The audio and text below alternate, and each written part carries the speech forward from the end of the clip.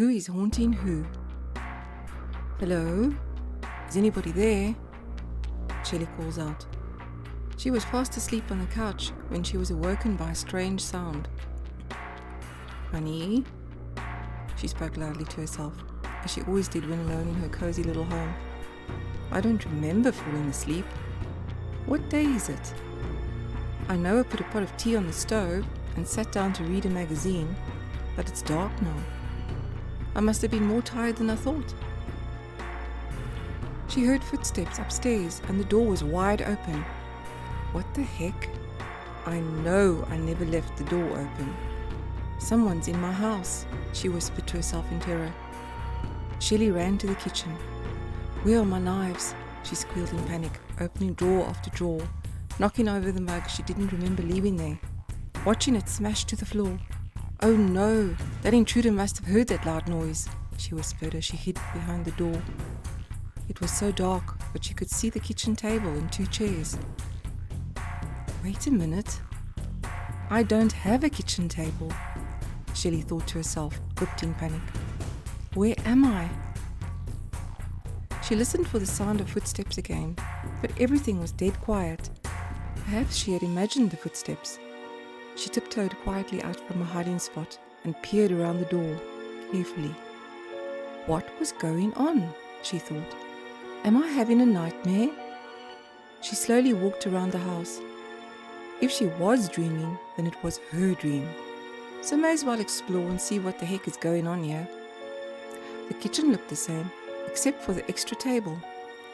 The lounge had a different L-shaped sofa, and her beloved bookcase was gone. There was a lot of artwork on the walls, colorful abstracts, beautiful landscapes, and one of the beautiful lake outside that Shelly loved so much. It's just a dream, she kept reminding herself, trying to calm her rattled nerves.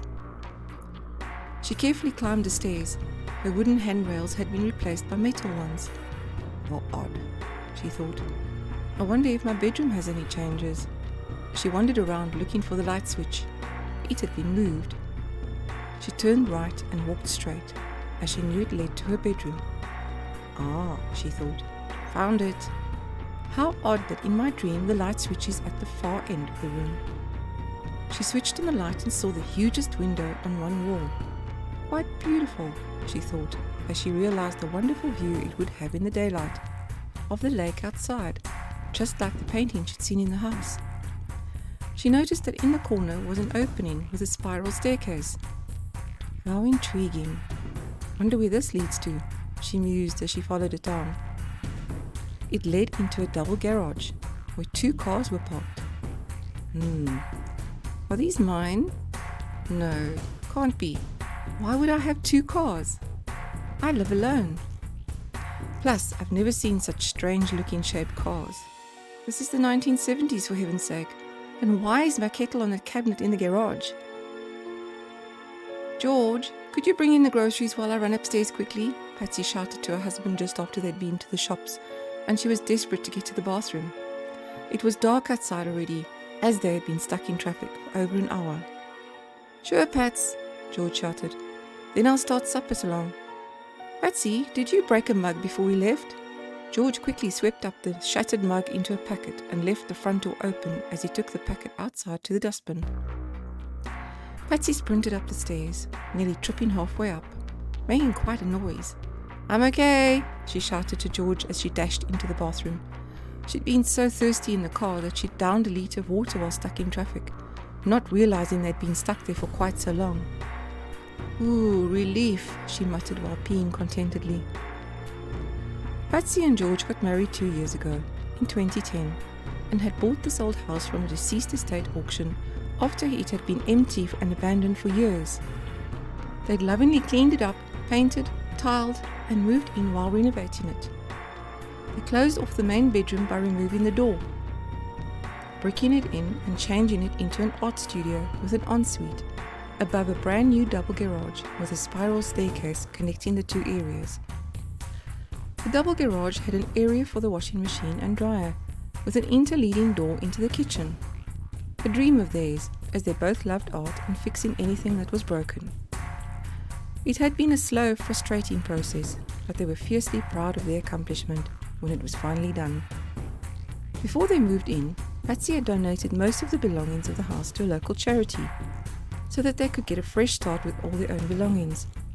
Strangely enough, amongst all the old things left behind, she'd found an antique whistle kettle, which she just couldn't part with, and intended to use it in one of her art projects.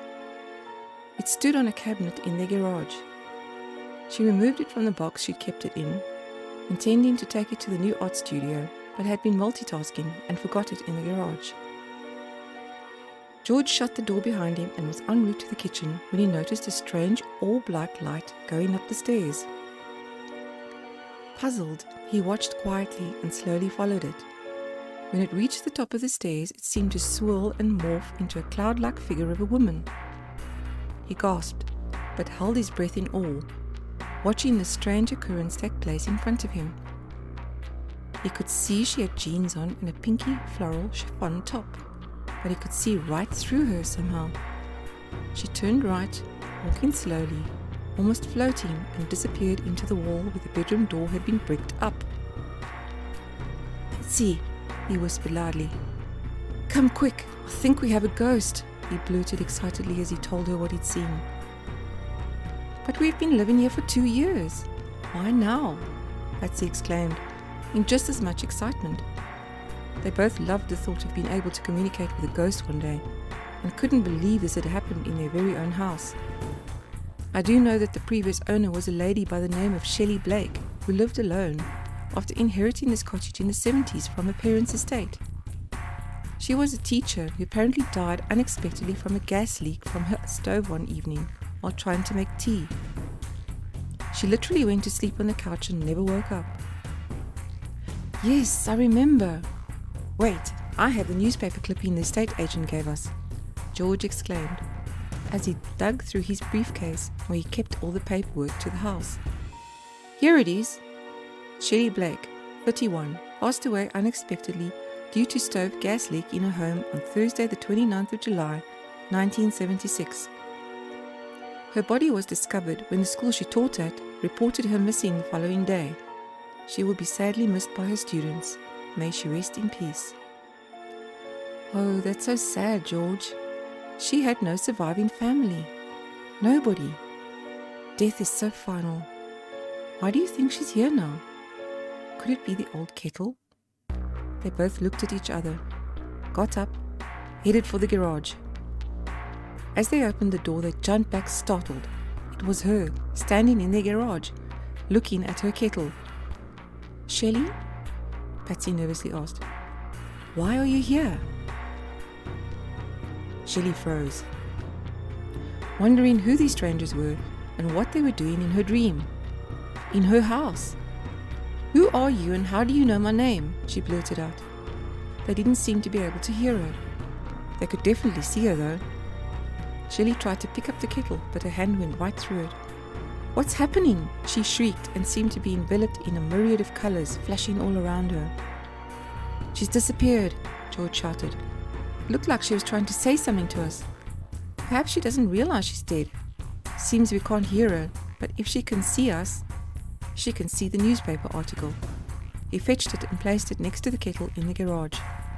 "She seems attached to this. Let's hope it works." Shelly felt disorientated and in shock. Why can't she wake up from this dream? It's all so confusing. Everything seemed to spin. Flashes of memory. Putting the kettle on, lighting the stove. A sweet smell. Sleepy. She found herself back in the garage. The man and woman were gone. Maybe they were ghosts. Perhaps she could find out why they were haunting her in a dream. Maybe they needed her help. She would leave them a message. Yes, ghosts could see steam. She'd watched so many scary movies. She went up to the bathroom, not knowing how she got there so quickly. She turned on the hot tap till it got really steamy.